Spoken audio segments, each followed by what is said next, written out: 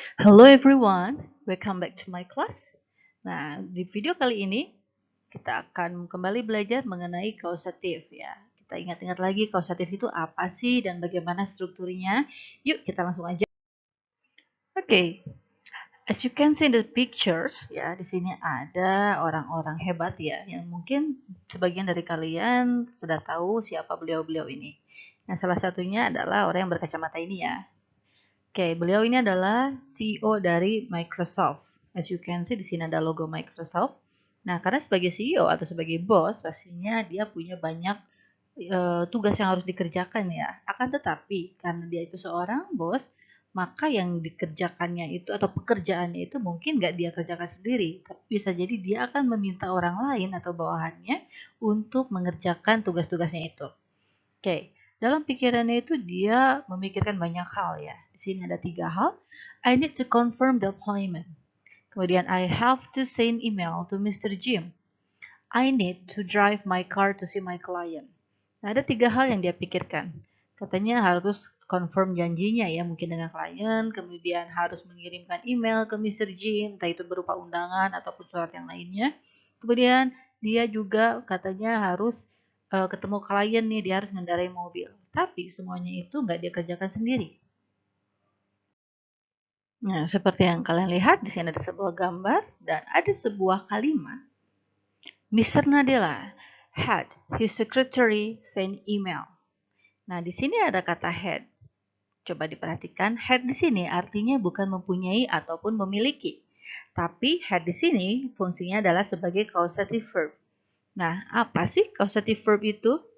Causative verb adalah kata kerja yang digunakan untuk menunjukkan jika si subjek itu tidak bertanggung jawab langsung terhadap aksi yang terjadi, melainkan seseorang atau sesuatu yang lain yang melakukan aksi tersebut. Nah, umumnya ada 4 kata kerja causative verb ya. Ada kata have, get, let, dan make. Nah, di sini kita menggunakan kata have. Karena di sininya had pasti dia lampau konteksnya. Nah, sekarang kita identifikasi pola kalimatnya ya. Mr. Nadella, dia sebagai subjek. Had di sini adalah causative verb. His secretary adalah orang, ya, orang yang melakukan tindakannya. Kita sebut dia sebagai agent. Kemudian send dia sebagai actionnya dan email adalah objeknya. Nah, ini maksudnya berarti Mr. Nadella ini meminta atau menyuruh si sekretarisnya itu untuk mengirimkan email. Nah, di sini adalah sebuah kalimat kausatif. Nah, untuk konteksnya atau strukturnya, dia subject, causative verb, agent, verb, dan object. Yang kedua, tadi karena ada 4 ya, nah salah satunya ada get. Selain have, dia ada get juga. Mr. Nadella dia sebagai subjek, get sebagai causative verb, Mia dia sebagai agent atau orang yang disuruhnya, kemudian to confirm di sini sebagai verbnya, dan appointment di sini adalah objeknya. Jadi Mr. Nadella meminta Mia untuk mengkonfirmasi janjinya. Nah, lanjut, selain ada have dan get, di sini juga ada let. Mr. Nadella let me drive his new car. Masih sama ya, polanya subjek, causative verb, kemudian me adalah agent, drive itu verbnya, dan his new car adalah objeknya. Ingat ya, ini agent, bukan objek ataupun subjek. Jadi siapa sih yang mengendarainya? Oh, yang mengendarai ini me. Nah, dia disebut agent. Agent itu adalah orang yang melakukan actionnya. Next, yang keempat, selain have, get, dan let, di sini ada kata make atau dia lampaunya jadi made. Mr. Nadella masih sama ya. Made me repair his new car. Oke, lalu sekarang kita perhatikan ini ya. Maksudnya causative verb itu apa sih? Kalimat causative itu apa sih?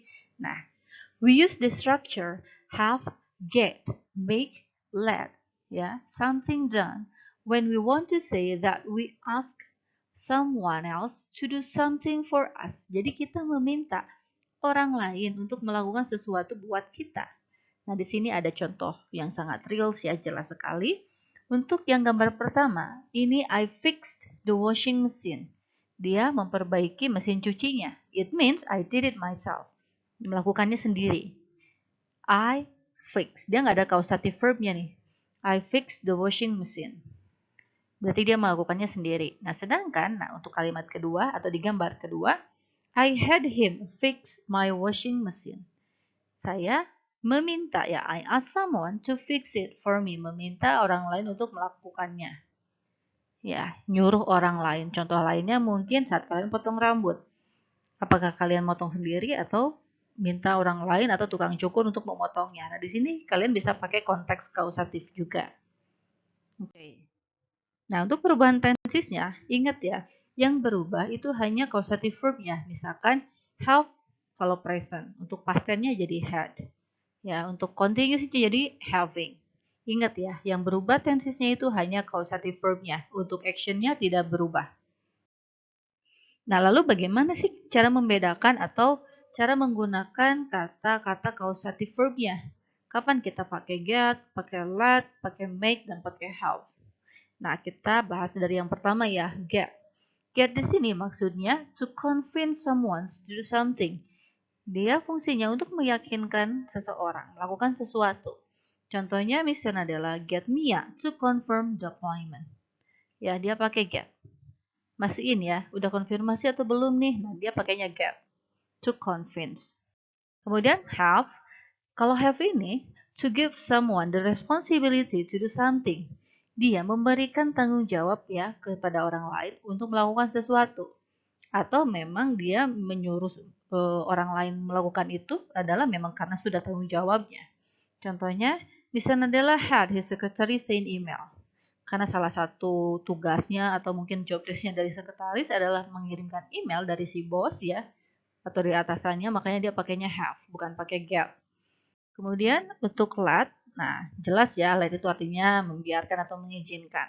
It means to allow something or someone to do something. Ya, mengizinkan atau membiarkan. Misalnya adalah let me drive his new car. Next, make. To force someone to do something. Nah, kalau make di sini adalah untuk memaksa. Maksa orang lain untuk melakukan sesuatu. Yang mana mungkin bukan tanggung jawab dia, bukan tugasnya dia, tapi kita paksa orang lain untuk melakukan itu. Contohnya, Mr. Nadella made me repair his new car. Nah, di sini mungkin posisi me-nya ini mungkin dia hanya sebagai sekretaris.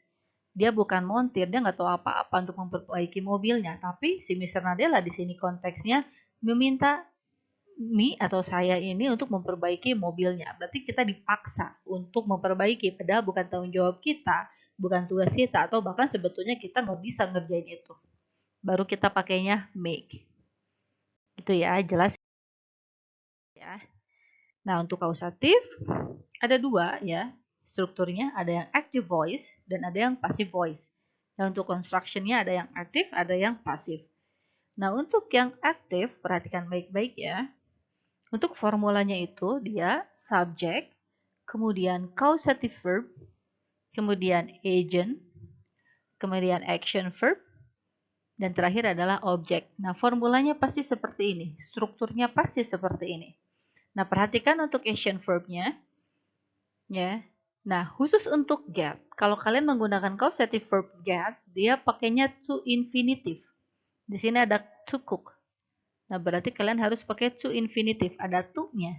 Sedangkan yang lainnya untuk have, like, make, ini hanya pakai bare infinitive atau plain infinitive. Yang mana kata kerjanya tidak ditambahkan apa-apa. Jadi yang polos ya. Nggak ada S-nya, nggak ada ed-nya, nggak ada ing-nya juga. Jadi benar-benar original verb. Nah, kalau kalian perhatikan di sini kita singkat jadi scaffold. Ingat ya, karena di sini active, berarti pasti disebutkan agentnya. Ada A-nya lagi ya, active agent. Nah, sedangkan kalau untuk yang causative in passive voice, nah kalau untuk yang pasif, subject masih sama ininya, kemudian causative verb. Nah, bedanya dia di sininya objek dan verb. Kenapa objek? Karena dalam pasif terkadang kita tidak perlu menyebutkan agentnya. Terkadang kita nggak perlu menyebutkan siapa yang mengerjakan itu. Makanya di sini langsung disisipkan objek. Objeknya bukan di belakang verb ya, tapi dia di depan. Dan untuk action verbnya, dia pasti verb 3. Apapun bentuk causative verbnya, mau itu have, get, let, make, dia pasti verb 3. Ingat, untuk pasif, walaupun dia got atau get, dia nggak pakai to ya. Semuanya menggunakan verb 3 untuk causative in passive voice. Nah, kalau kita singkat, dia menjadi SCOV. Tadi SCAVO ada agentnya di tengah, kalau ini SCOV. Ingat-ingat ya.